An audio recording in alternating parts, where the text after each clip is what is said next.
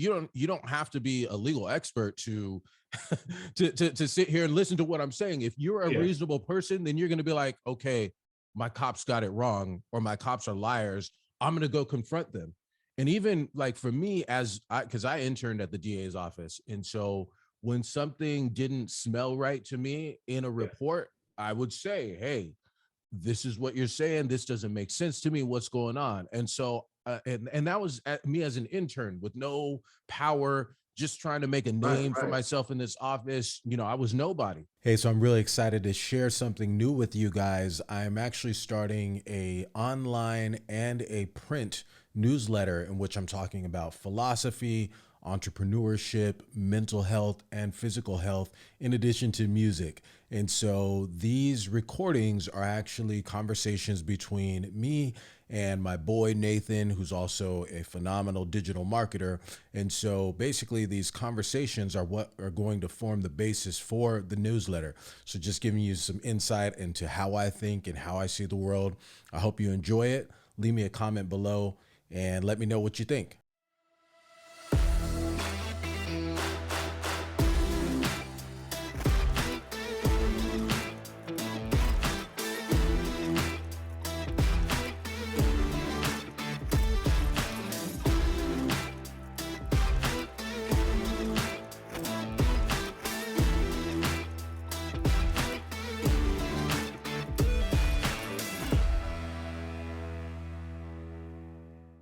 Man, yeah, let's get into it, man. So before we start talking about perspective and patience, I really loved your YouTube segment, man. What inspired you to share that at this point in time? You had kind of had that, you were sitting on that for a while. Yeah, that happened in 2018. So the reason, I mean, I think the reason why sort of speaks for itself. Extremely emotional moment, very raw, obviously. And it wasn't the way I expected to react to that situation. It being at the time, arguably the biggest moment of my career, huge victory. You know, when I mean, that's sort of the thing that movies are made of, right? You know, defending an innocent man against the big bad government. And it is, you know, and that's what it was. I mean, he literally was on the verge of signing a deal to go to prison for 5 years. Wow. And if it wasn't for my cousin telling him, hey, you need to holler at my cousin, and then him sitting down with me and then us going through it, and then him ultimately being convinced that what I was saying, you know, had something to it. And that kind of goes to the dilemma that we face in terms of being a defense attorney, and particularly one who sells legal services, is that, you know, I don't guarantee any outcome, and I never have. In well over a decade of doing this, I've never guaranteed, hey, you know, we're going to get you out of this or anything like that, because, you know, I'll potentially lose my license for making such a guarantee. And on top of that, it'd just be a lie, because you don't know how everything is going to turn out. There's so much that's within your control, and then there's a lot of stuff that is outside of your control.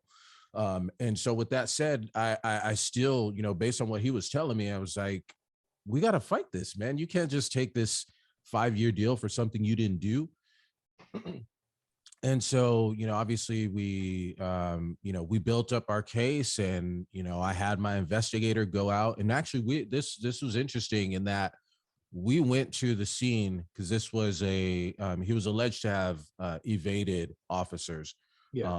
And so interestingly enough, I mean, he was hanging out in the hood, and, you know, he had a record. And so this is public information. He had a record. And so for that reason, I mean, being a Black man in the hood and hanging out with somebody else who may or may not have been, you know, associated or known for dabbling in stuff, in that situation, I think the cops saw someone that they might be able to mess with, and you know, hope they pull them over and find some drugs or some guns in the car, and then jam them up on something bigger. But basically, they said that they had pulled up. The cops said they pulled up, and that as soon as they pulled up, he, in response to them pulling up, got in his car and dipped out, like shut off his lights and just, mash through the neighborhood trying to get away. None of which was even possible, let alone true. And how do I know it wasn't possible? Well, because me and my investigator actually went to the scene where the cop said, well, he turned off his lights and then, took off at a high speed. Right. And so we went at night. We went to the neighborhood, went to the street where he would have had to take in that route, based on what they put in their reports. And you couldn't make it 100 feet without crashing into one of the cars on the side. Because number one, it's a windy road, it's a windy hill, and it's super narrow. So, to be going at the pace that they were saying, and with your lights off, like there's no way you could have done that. I don't care if you're Dale Earnhardt, you couldn't have done what they said.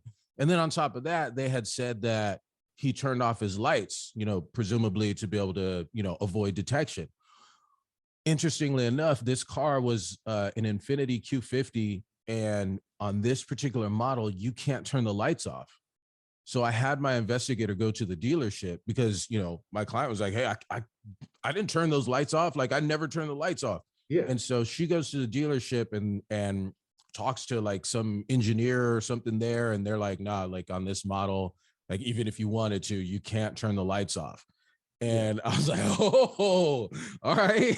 Yeah, so man. Now we're cooking here. So then we shoot a video of, because there are different cycles on the little notch thing. And so we're going through the different cycles and it changes the way the lights function, but there's no offsetting. So there's no possible way that he could have turned these lights off. Wow. So then these cops were either woefully mistaken or, lying in the most absurd way possible. Right. So I take my investigator statements and the videos of us cycling through the lights. And, I think we even shot video of going through that route, so I think I might've been driving and she was shooting the video, turn all this information over. And so you don't have to be a legal expert to to sit here and listen to what I'm saying. If you're a reasonable person, then you're going to be like, okay, my cops got it wrong, or my cops are liars. I'm going to go confront them. And even like for me, because I interned at the DA's office. And so when something didn't smell right to me in a report, I would say, hey, this is what you're saying. This doesn't make sense to me. What's going on? And so, and that was me as an intern with no power, just trying to make a name for myself in this office. I was nobody. And so for her, and I don't remember how long she had been practicing, but long enough to be handling a felony case in which somebody was facing years in prison. And for her to not have gone back with that information and confronted those cops and say, what the is going on here, it was just really, really disheartening. And so we're in chambers because oftentimes if there's a case where the judge sees the facts of the case, sees what's going on, and feels like the case should settle rather than, wasting the court's resources, because it costs a lot to host a trial. So, the judge's salary, court staff salary, court reporters, the DA, jurors, it just does. And so she has us come into chambers. She's like, why is this going to trial? Why can't you guys settle this thing? And so I'm like, well, we're worlds apart. I'm asking for them to dismiss this case because I really wasn't even wanting to have him plead to a misdemeanor, but for him, because of the amount of time he was facing, so in his mind it's like, okay, well, man, if for whatever reason they find me guilty, then I'm looking at years in prison. So you might be inclined to take a misdemeanor and do 30 days or something like that. It's like, it's the ultimate gamble. You talk about playing blackjack, like, hey, shit, compared to, your freedom on the line. So, so I really wasn't inclined to make a counter offer for anything lesser. And so going back to that conversation, I think it was, for us, it was dismissal or nothing. And so we were at dismissal or nothing. Yeah. The prosecutor, I remember her saying, no, he's going to go to prison for however long, he's going to go to prison for the 5 years. And so the judge is like, all right, well, it's like any negotiation. If I'm trying to buy that building for whatever that would be, however many millions, Right.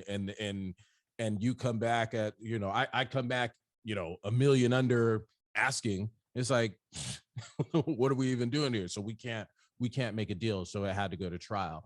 And ultimately, we were able to put on that evidence. I actually had my client take the stand and testify, and he was ready to go. He did a phenomenal job with his testimony. And at the end of the day, he was just telling the truth. But what I mean by phenomenal job is he had to subject himself to cross-examination. So, if you're going to testify, then you're going to have a prosecutor, coming at you. She's going to try and press your buttons. Isn't it true that, you were trying to get away from the cops because whatever it is that she had to say. Mm-hmm. And he didn't blow up. He didn't react negatively. He did a great job. And I saw, you can read the jury. The jury will tell you with their body language when, how they feel about stuff. And so I think, well, obviously they believed him. They believed him, and they found there was reasonable doubt as to whether he had done this, and ultimately found him not guilty. But one of the interesting things was when I was doing my closing argument, I was talking to the jury about how we could have gotten here. How do we get in a situation where we have an innocent person basically charged with something like this? Because it was egregious. Once you saw my investigator testify and be like, we drove the road, there's no possible way he could have done this. And I went to the Infinity dealership and they told me that there was no possible way that these lights could have been turned off. Like, it was just like, come on, man. Because and the interesting thing is, when I cross-examined the cops, they didn't know. They had no idea really what was coming. I don't know how much the DA like notified them in terms of where I was going to go with my cross. But I'm not like hella confrontational in trial. I'm just like, I am who I am. And you have different styles. Some people are like, mad, aggressive. I'm just more, methodical and just chill about mine. And so, so I was just basically emphasizing. And so, you had said that at some point my client, turned off his headlights, right? Yeah. He turned his headlights off, and, he took off at a really high rate of speed, such that you actually lost him. Yeah. That's what happened. And so it's like, all right, cool. I got walking him into it. Yeah. You don't wave, big flags in terms of where you're going with it. You guide them, gently guide them down the path. And this is actually why, when you're talking about good cop, bad cop, the good cop is, in my opinion, the good cop is most effective, because they're the ones that's gonna, they're gonna offer you a cigarette. They're gonna, get you some coffee, get you some donuts, some Doritos, and they'll make you feel like, they're the homie. And then, you're letting it go, or you could have the jerk cop who, some of them even get physical with you. That stuff doesn't just happen in the movies. I mean, it happens. But that just intimidating, menacing force where they're going to scare you into, talking. Right. That can be effective, right? If, hey, man, you're looking at 10, 15 years in prison. What are we going to do? I can help you out, or boom, boom, boom, boom, right? So they're really laying into you. Yeah. But I feel like that good cop, is really the most effective in terms of getting stuff out of folks. So anyway, yeah, that was just the approach that I took with my cross. And once I had them, and why would they fight me on that? Right. Because that's what they wrote in their report, and that's what they're trying to use to bury my clients. So I used their own thing, against them. And so, in my closing, as I'm getting to how do we get here, I'm like, hey, you got to understand, like, we were in the hood. This situation happened in the hood, and yes, my client has a record, because I had, I confront the issues head on. I don't try and like, sweep them to the side or not address them. I'm like, yes, I asked my client, isn't it true? Or, you have a conviction on your record, don't you? Yeah, I do. What is your conviction, or what were you convicted of? Yeah, I had a conviction for a armed bank robbery. And you went to prison for that, didn't you? Yes, I did. How long did you go to prison? It was years. You know, you, Right. you rob a bank, you're gonna do some time. But we Exactly. confronted the issue, and it's like, yo, like, yes, I did that. That was in my past. That was years ago. I moved on. I got a good job. I'm doing this. I'm doing that. And so we put it out there. And so it was like when we got to that closing, it's like, yes, sometimes people have a past, and sometimes, you know, people have friends who may have had a past as well. But you just having a past and you just being in the hood doesn't mean you're violating the law today. You know what I mean? And they made that assumption, and I forgot how I said it, but there was a group of students sitting there in the you know, in the little gallery. And so I said, you know, we don't all come from La Jolla. You know, we're not all rich kids from La Jolla, or something to that effect. And so interesting enough, afterwards, like, because a lot of times like students will come and observe. So I get in the elevator, and then there's a bunch of kids that get on, and they're like commenting on the on the clothes, and they're like, "Hey, we go to La Jolla High," and I was like, "Oh." Oh, So it was funny, but it, you know, it was to illustrate the point that at the end of the day, man, like, being, you know, being in a bad neighborhood, or, you know, quote unquote bad neighborhood, or lower income neighborhood, doesn't make you a criminal, doesn't make you a gangster, doesn't mean you're just up to no good by virtue of you being black and in a neighborhood. And that's basically how they were treated in this situation. And so, again, with all the techniques employed, you know, the master level trial advocacy and everything that went into that to get this result. A lot of, you know, my colleagues had talked to me. You know, you talk to your colleagues about cases, you know, bounce ideas, brainstorm, all that kind of stuff. And so, and everybody knows when you're in trial, oh man, I just picked a jury, I think I got a solid jury, whatever. You know, you keep people updated. And so then when they find out about the verdict, it's not guilty, man, how are you going to celebrate? You got to get out there and, you know, pop some champagne, or get you your favorite tequila, or whatever it is.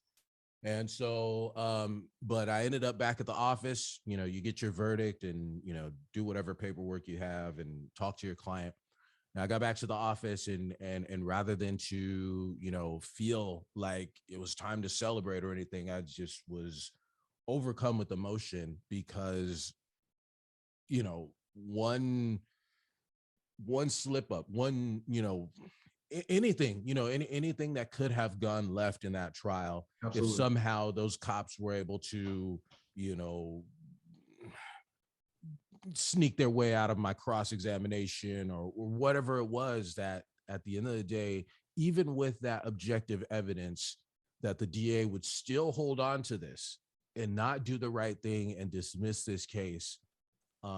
That was just, it was just overwhelming to me. And at the end of the day, I could see myself in that situation. I could see, I mean, sitting to you, I could see you in that situation. I could see any of, you know, my black brothers and sisters in this situation, where for whatever reason, the police decide to do what they do, the DA runs along with it and doesn't do the right thing and dismiss a case, and just that snowball growing and growing and growing. And him, you know, having a lawyer who, in you know, they suggested that he take the deal. And I don't want to say anything disparaging about that attorney, but she had him ready to sign up for that 5-year deal, and it just was too much. I realized, I mean, we're in 2022, so that would be what, 2017. Yeah. So, you know, you think, man, I'm kind of embarrassed how long it took me to calculate the 2017, but yeah, man, you know, you think about how far you've come in 5 years, and you're like, man, life, you know, there's a lot of life lived in 5 years, and, you know, 5 days in jail is way too long, let alone 5 years. You know, I mean, when I go and visit clients, you know, I actually enjoy the experience of, you know, walking through the jail halls. There's something about, you know, hearing my my Oxfords clocking against that, you know, cement floor, that just, you know, makes me, man, this is what being a lawyer is all about. Yeah. But I'm ready to get out of there as soon as I'm done. And because them doors are still clanking when you Of walking course. through. Yeah. Some people don't get to go home. Man, no, Yeah. So but yeah, so just really overcome with emotion. And that was when I was really kind of initiating my yeah. content creation journey.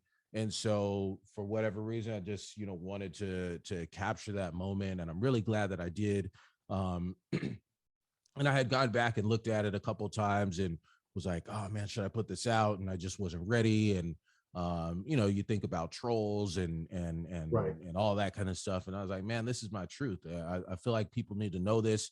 People need to understand. And a lot of the content I've been putting out lately has been resonating with people. I'm getting more and more calls, across the country from potential new clients. Unfortunately, I can't do anything with them, but it's been amazing from a lead generation standpoint, from a branding standpoint, from being able to scratch that itch as a creator, all those different type of things. And so to Right. really put something honest and raw and vulnerable and emotional, I was like, it's time, man. I'm ready for whatever comes of it, good or bad. And so that's why it had to get out there.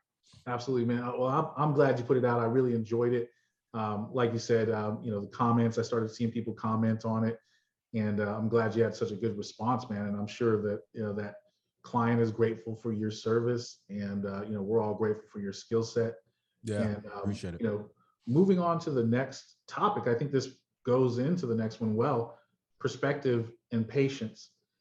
Would love to hear you talk more about that. We're having these ongoing sessions where we're having, these discussions. What are you vibing on when it comes to perspective and patience?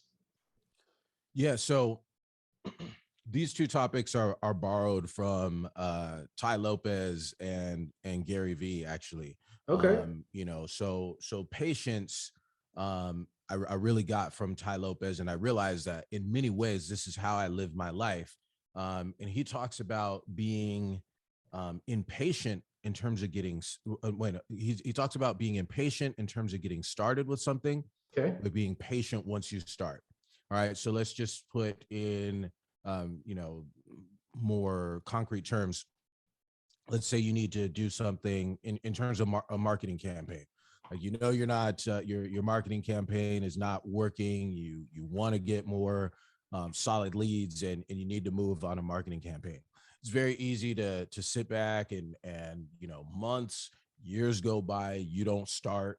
But then once you do start, you want it to happen immediately. Hmm.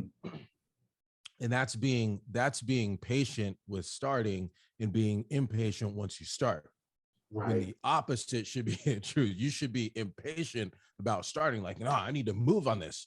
But once you do move on it, then you need to be patient and allow things to naturally take their rhythm. And that's the same thing. I mean, last year when it came to finally getting back into the gym, Mm-hmm. February of last year, being 25 pounds overweight, um, I needed to be impatient about getting started. It was like, Right. man, I don't feel comfortable. My two big things that I talk about, I don't really care about the numbers on the scale. It's all about how do I feel and how do I feel about how I look. So Right.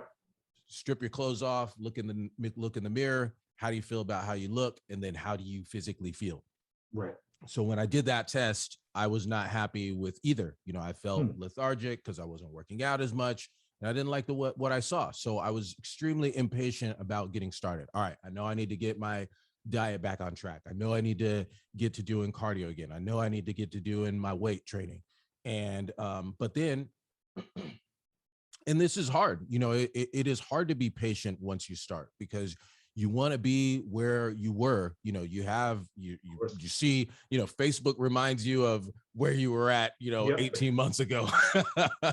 You see old pictures, or you're at the beach or whatever, you're like, man, I want to be back there again. But you have to be patient. You have to really respect the natural cycles of the way things work, because if you don't do that, then that's when things just really turn out bad. And so that's that exercise of being impatient, in terms of getting started. So, don't waste time. Like, start now. There is no, that cliche that, the best time to invest would have been 10 years ago. The Right. second best time is today. Right. Yep. So, being impatient about getting started, and then being patient once you're in the thing. And for perspective, again, that's, the concept, he didn't invent it, but Gary Vee talks about perspective a lot, in terms of, it's very easy to be upset about where you're at, but when you put it in its proper perspective, like, Yep. you're good, and you're upset that you don't have that house that you've always wanted. You're not driving that car you've always wanted to drive. But when you put it in perspective, you realize that there are people who do not have a flushing mechanism for their toilets in their home. They have to manually take buckets to, do away with their waste. Yep. They have to manually take buckets, and sometimes up to miles, in order to, fill up their water bin in order to bathe themselves. This is reality. And so, again, it's very easy to get wrapped up in what you see on social media, what you see in terms of celebrity lifestyle, the less than 1% of people on this earth. And it's easy to get wrapped up in that and feel like, oh man, my situation's all messed up. And yeah, I mean, relatively speaking, your situation might have a lot of room for improvement, but putting things in perspective is a really humbling experience, and will also relieve a lot of that pressure. So perspective, in all aspects of life is wildly important, and helps me significantly to just really be able to assess how far I've come, and where I'm going, and be grateful, because along with that perspective comes gratitude. Like, man, thanks so much that I have life, that I have 4 limbs that actually work, which, leads into when I'm, at the gym and I'm doing cardio or whatever it is I'm doing. And I'm just like, I feel like me working my body is giving thanks to God for what I have. And so that's, that's huge in terms of perspective. If you have, 4 working limbs, you have a brain, a mind that functions fully, then, that's perspective. Because then, with those, you really have all the tools you need to do whatever it is that you want, within reason, right? I'm not going to the NFL, not a tough kid. I'm not going to the NBA, way too short. I can't dribble a basketball, all these different type of things, but there's a lot that I can do. And if you take stock in your gifts, we all have our gifts that have been bestowed upon us. So you put that in perspective, and then, move forward with that. Yeah. And then again, keeping things in perspective. Yeah, those are 2, life lessons that will, that have stood the test of time. I mean, Stoics talked about this stuff, thousands of years ago. And so I think I want to say, yeah, because I think they were in like double digit Correct. years. Correct. Yeah. In the year 78, they were talking about this stuff. So it's a trip how, even though it's a completely different world, a lot of things stay the same, man. That's true. Mm-hmm. Yeah, it's nice to pull from some of that old text too, to see that, things do stay the same in a lot of regards. Mm-hmm. Are there any books that you pulled from when you were thinking about that? So when Ty talks about patience, does he reference that in any books, or was this a conversation between him and Gary Vee? No, this was in his like 68 steps program. One of them was on that. I don't know that he talks about, actually, he might in Seneca, the shortness of life. Okay. I think Seneca touches on some of this stuff in that. And that's a really quick, I think the shortness of life audiobook might be like 20 minutes or something like that. But it's just one of those that's fire. It's full of bars. Seneca? Yeah. Okay. And that's Ty Lopez. And then what about Gary Vee when he's talking about perspective? Was that in one of his rants, or was that on like a podcast episode? That I mean, he has multiple rants on that. So I don't know that that's in necessarily in one of his books, because I have, almost all of his books. I Yeah. think it's more just one of his, rants that he Okay. talks about a lot, because it's important, again, with the social media stuff. You look at, these influencers, Yeah. posing in front of Lamborghinis and all this kind of stuff, and it makes you feel like your situation's messed up because you're not driving that. Perspective is absolutely everything. And Yeah. at the end of the day, the things that truly matter is love, happiness, your personal peace. And none of those things have anything to do with material objects. That's right. So yeah, That's right. that perspective is everything. I love it, man. Speaking of love, falling in love with the journey is something that you were vibing on this week. I'd love to hear more about that, man. Why did you bring that up as part of, the conversation? Yeah. I took a second to just take in where I'm at in this moment, where I'm vibing with somebody that I've known for over 2 decades. Yep. We're able to actually do business together and hang out together. And that's a beautiful thing, man. In this microwave culture we live in, all this talk about fake friends, no new friends. Okay, cool. Who are your actual friends? Who are have you been a good enough person that somebody would want to rock with you for over 20 years? Right. Yeah. Like, are you deserving of such a friendship? And I don't know why, but that song is like in my head now. That friends, how many of us have them? Yeah.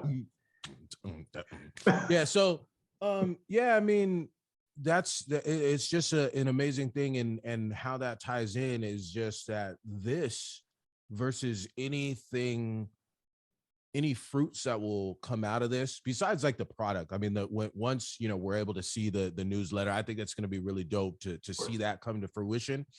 But I just mean in terms of like the end goal, as far as, okay, so we get this out and it leads to 1, 2, 3 new clients a month, which translates to however many, thousands of dollars, whatever that's going to be. Like, that's not the goal, you know what I mean? And but we're sold on the idea that is the goal, or Right. that's what it's all about. When no, I mean, like, these steps are, and like I was telling my therapist that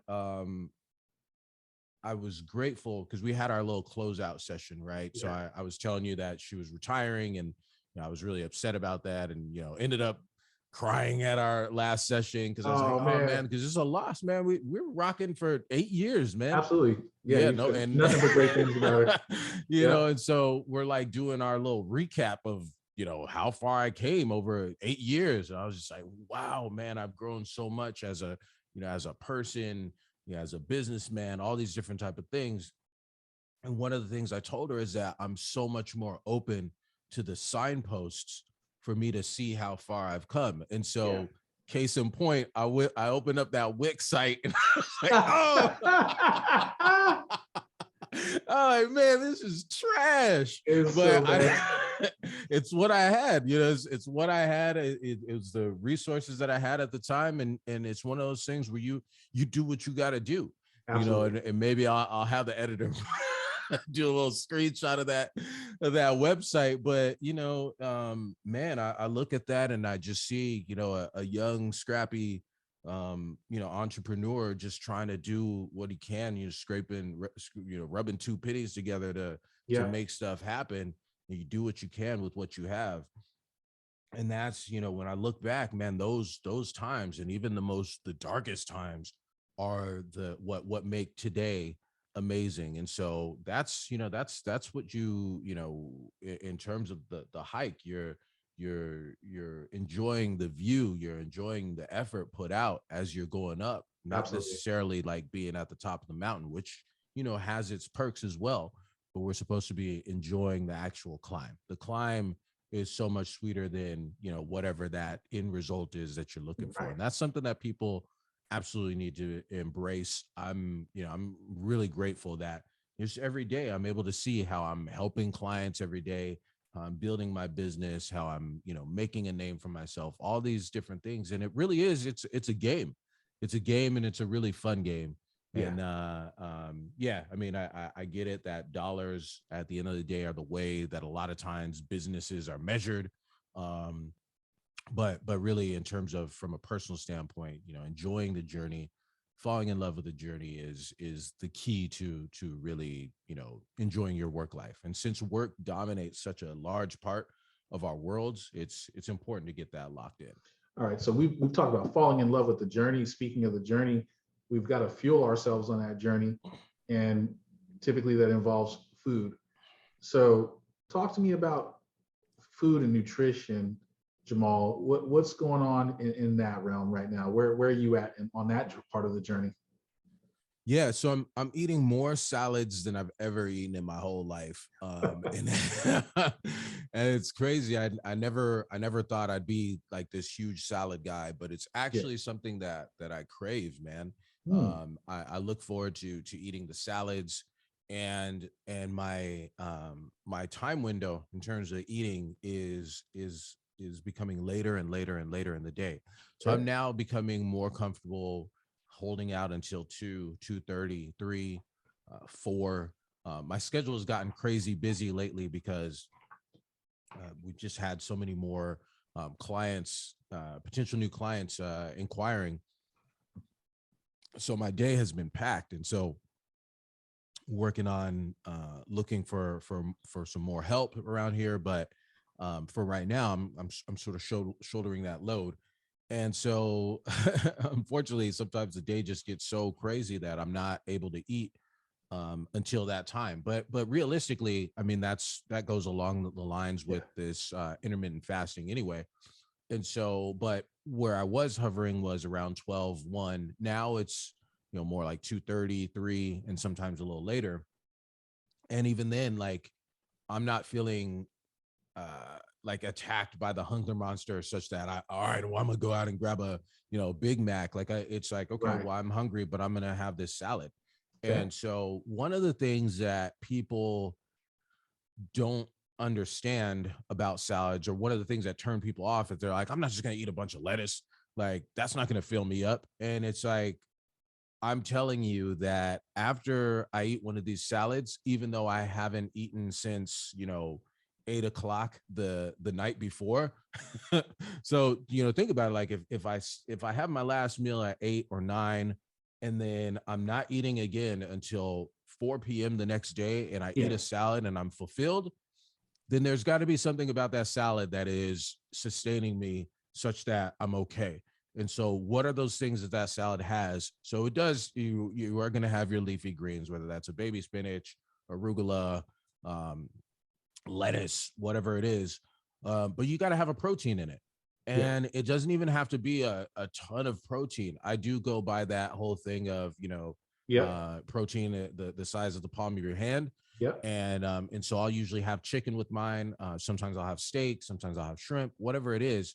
But I'll have that protein source. But then you also want to have a good fat in there. So Okay. oftentimes for me, that'll be, either avocado or a vinaigrette with olive oil based. Okay. So, I'm either getting olive oil or avocado. And so that's going to help you feel sustained for longer. So having that salad, and there are no starchy carbs there, so, sometimes if I feel like, okay, well, I could use the energy, or if I'm going to go to the gym late, then I might do a side of brown rice or quinoa. Hmm. But most days I'm not doing that. It's just, it's the bed of leafy greens, some tomatoes, tender greens in particular has a Cobb salad that I love. Yeah. So they got the little blue cheese crumbles, a dressing, half of a hard boiled egg, some Okay. chicken, and the dressing. Oh, and it has the bacon bits. Okay. Yeah. And Yeah. Yeah. so yeah, I mean that salad is fire. And I always tell them, I don't need the crostini bread. Nah, just give me the salad. And I finished that and I'm good to go. And I might have another salad, or when I get home, I'll have either fish or chicken. and a side of vegetables, and that's it, man. So, and I'm sustained. So yeah, man, making those tweaks here and there. I'm still doing the walking, in terms of the gym, and that's been great too. So that probably, since we're dwindling down on time a little bit, just kind of getting into the gym. Yeah. Yeah, that's been going well, and I just go back to citing that as a major stress reliever. The gym has been such a vital part of or component of my success in life, because it being a natural stress reliever when you're dealing with, what we talked about in the beginning in terms of, not only just representing somebody facing years in prison. There's a lot of stress that's going to naturally come along with that.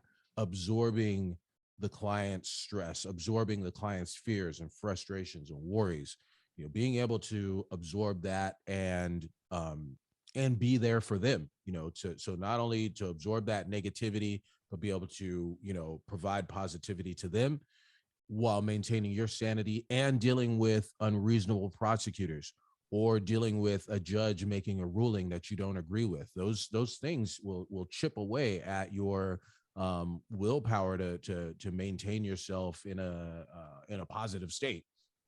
And so to have that release, being in the gym, getting that blood pumping, is traditionally been a very positive way that I've been able to deal with these things. And so in the gym, I'm growing physically, I'm taking care of myself, but I'm also growing mentally, I'm growing emotionally. I oftentimes will see signposts, and I'm able to take stock of how far I've come. I also come with a lot of great ideas. A lot of times when I'm on my when I'm on my rants, posting on Facebook, a lot of times that's gym field. And don't let me have had like some pre-workout. I'm not on pre-workout right now, but if I'm on pre-workout creatine in the gym, oh man, I'm gonna be I'll be firing shit off, man. So yeah, the gym, that's absolutely something I would recommend to everybody. I mean, that is how I tell people that, studying for the bar was, one of the best experiences that I've ever gone through. Yeah. Part of that was perspective. And California bar is next to New York, hardest bar in the nation. A lot of people, completely freak out during that process, completely stressed out. It's miserable for them. I had fun studying for the bar. Why? Because I put things in perspective. I took stock in how many people say they want to go to college, never make it to college.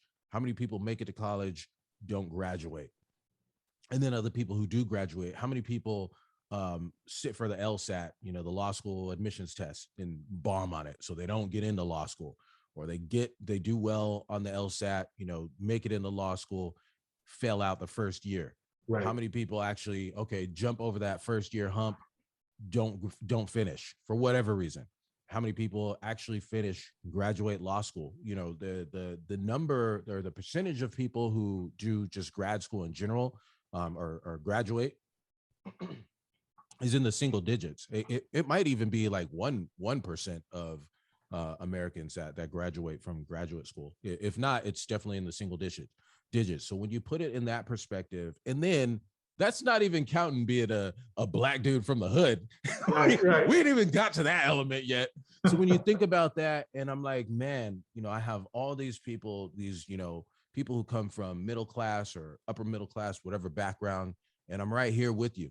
We came from completely different backgrounds, and I'm right here, and I get an opportunity to sit for this test and kill it. Then man, I mean, what do I have to stress about? All I got to do is prepare and show up and play.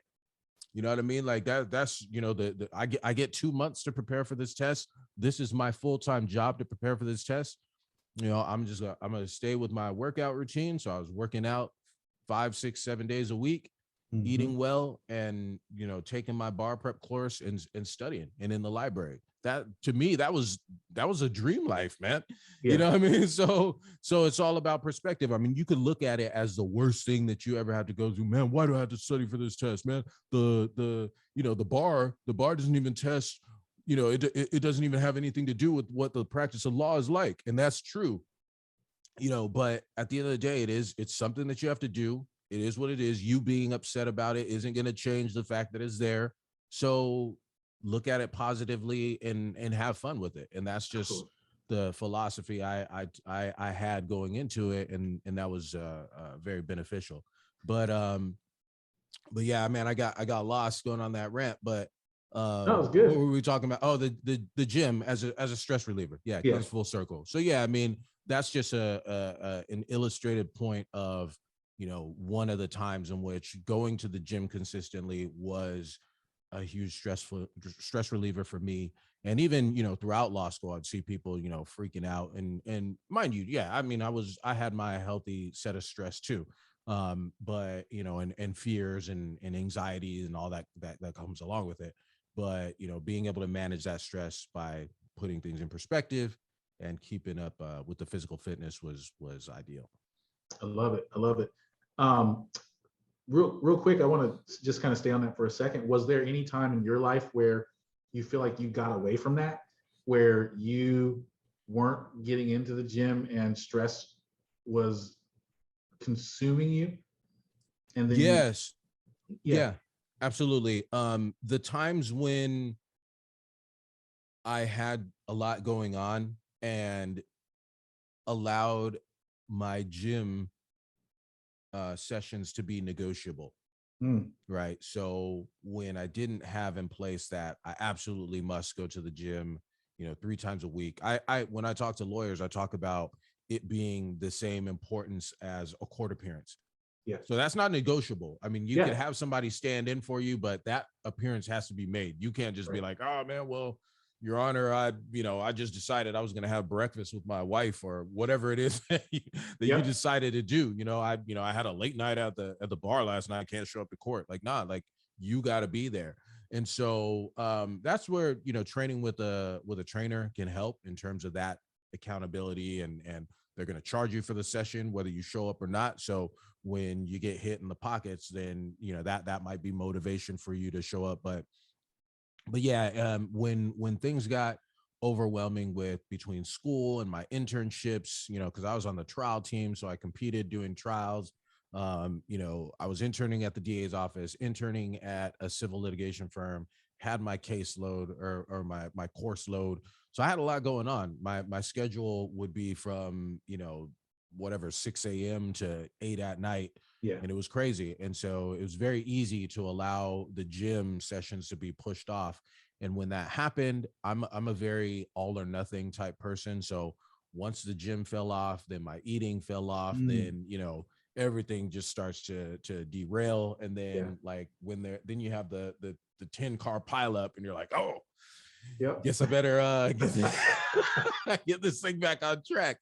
So yeah, so absolutely. I mean, and that has happened, on through to this day. Yeah. But as I, fire myself from a lot of different tasks, allowing me to focus on the most important tasks that I need to, that those gym sessions absolutely have to be there, because it's really not negotiable. I need those things in order to be at my best. I love it. Real quick, back to the food. Was there any, what's your favorite salad that you would recommend? Like your favorite salad recipe that you make that gives you, sustainability? I want to try to weave that in there. Well, that's actually Sammy. She be making the salads. I don't Okay.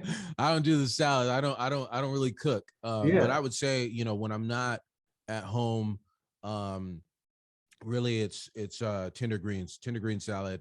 I most of their salads I love. I get the Chipotle barbecue chicken salad. That one's pretty good. I love their like I said, the Cobb salad.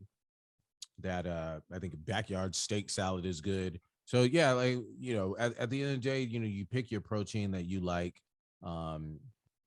You have your bed of greens. Ideally, you'll have some healthy fats in there, and then go relatively light on the dressing. You don't want to go over the top because those calories add up. And if you have a salad loaded with a bunch of BS, then you might as well almost go ahead and get that Big Mac, Yeah, exactly. I'll share a recipe for some type of barbecue chicken salad or something. I want to throw that Nice. in there. And then, as far as the gym, is there any type of what's a low stress workout that you would recommend? Something easy. If I'm stressed out, I want to get back into it. What's a quick tip? Interestingly enough, I mean, you don't even need to go to the gym. You could just go Ooh, take a walk. Just okay, go take a walk. Like throw on your favorite podcast, get on YouTube, watch a entertaining video, and go take a walk. got it. Or sometimes, like I haven't done it in a long time, but I would do sometimes walking meetings. I heard Okay, Oprah does that. yeah, Um, and so that's great to get out, be in the sun, and be able to talk. If if you're in a position where you can dictate how your meetings are carried out, going for a walk is great. And it doesn't need to be a long time, and it doesn't need to be all out power walking effort. It can yeah, just be yeah. a nice stroll for 30 minutes. I love it. Will do wonders. So Love yeah, I it. mean that's quick and easy. I think I'm gonna weave that in there. Maybe we set up a walking meeting with you. Have Yeah, someone reach out for a walking meeting. there we go. Um, Speaking of that, like listening to good music, man. What's going on in the music world? What are we vibing out to? So at my gym, they have just excellent music taste. Yeah, Sometimes they'll be on their their reggaeton or their Latin trap, yeah. but a lot of times they play rock music. And so Okay, there were two songs that really ended up getting me going. The first one was from Foo Fighters. um Man, I don't even remember what the name of the song was, but it was man, All My Life. There we go, All My Life. And you think about the Foo Fighters, and this kind of goes into perspective and success and everything. Being the drummer for Nirvana, then your front man takes himself out, rest in peace to Kurt Cobain, and you're left, him, Chris Novoselic. Like, what are we supposed to do? This guy's gone. He's irreplaceable. You can't just pop in whatever guy that you want to. It's Kurt or nothing. yeah, And so it's my understanding that Chris kind of stayed underground, but they never really dug out of that. Maybe that's like where he liked to be. He was never that dude who was out in the forefront. But Dave Grohl, obviously phenomenally talented musician, can play every instrument. I think he played every instrument on that first album. mhm. I want to say recorded that. That's ridiculous. I'm like, there have been times where it's like, man, I want to try and like record that and see if I can like reproduce that. Obviously minus the vocals in that way, just because that's dope. Him and D'Angelo too. Yeah, um I think wasn't it like in the Brown Sugar video where he's like playing all the instruments? yep, In one of those, either yep, that or Dreamy Eyes of Mine or whatever. Like he's on the keys, he's like playing the drums and everything. I just think that's dope. Him, Brian McKnight. There's a lot of dudes out there who can do yeah, that. Bruno Mars. So, but yeah, not to verge off topic too much, but with him to have taken that situation, and there had to have been some of this tension in his head in terms of naysayers. right. What are people going to say when I put myself out as a front man? Oh, that's just Dave Grohl. Like, he's just a drummer. Who does he think he is? Oh, he's no Kurt. This is no Nirvana. Like, for the to be able to block all that out and be like, no, like this is, and to not even go with that same sound. Nirvana was, the epitome, the iconic grunge band. And he was like, nah, I'm a form. This is a rock band. You Right, think like right, you right. go back and listen to Foo Fighters. Foo Fighters is a rock band, right? And so that song, man, it's just it's driving. I love driving beats. And it's just it's a great song, great gym song. But as I was listening to it, I was just like, man, this is dope, man. This is such a dope song. And I think it was one of the first singles, or yeah, it's hard to go back at this point. Mm, If that was one of the first, I know like you had like Everlong was up there too. yep. Actually, the very first single might have been it was like the laid back song, um Big Me. Remember that? Yeah, And yeah, I yeah. talk about it. Yep. Yeah. So was that their first ever I'm not single? sure. I think the other song was their first hit, Everlong. Yeah. But yeah, I don't know. I'm Because not. remember I was. they had like the Mentos in the video. Yes. But anyway, yeah, man. Like so that was one. I think that, I had another one, but I think, kind of staying on that, we'll push the other ones to the next week. I just think Dave Grohl's story is just something to really look at in terms of the artist's journey, the creator's journey, the entrepreneur's journey, in terms of being able to block out, and I don't know that there were necessarily any naysayers, but I have to think that there would have been, Right. just based on what Nirvana was, just based on how big Kurt Cobain was and who he was and his sound and everything.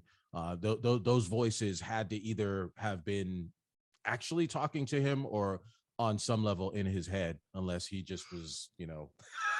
But Yep. I'd imagine those were there, and for him to do that and pick that up and be like, hey, yeah, I was a drummer, but I'm a front man. This is, and it's possible that that's who he always wanted to be. You know what I mean? Like you Yep. can't just sit on that talent and be like, oh yeah, I'm cool, like playing drums. No disrespect to the drummers. That's my thing. Right.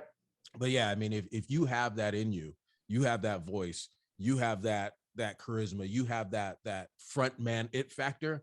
I mean, to play in the back, like you can only do that so long. In reality, that is another amazing point career wise in terms of playing your position. You got to wait until your opportunity is there. A lot of times people Mhm. want it before they're ready.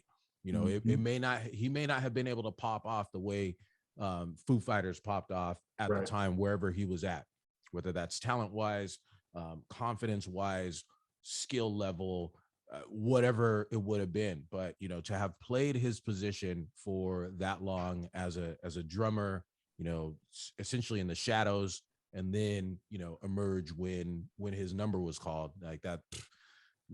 You wouldn't think there would be so many life lessons in talking about a hit single, but there you go, man. I love it. So I said the band's first single is "This Is a Call," June 1995. Then Yeah. "I'll Stick Around," "For All the Cows," and "Big Me" were released as subsequent singles from the album Foo Fighters. Ah. Yeah, yeah. All right. Just Here doing we a go. little research. Yeah. Yeah, There you go in your producer bag. yeah, exactly. Just want to make sure I reference those correctly. Right. Um, you know, but so there was another song that you were vibing out on. So you said there were two songs. So Foo Fighters, "All My Life." What was the other song you were? Yeah, we'll actually have to leave that to the next one because I gotta jump on Okay. this call. So we'll close this thing out, man. Yeah, yeah. That's perfect.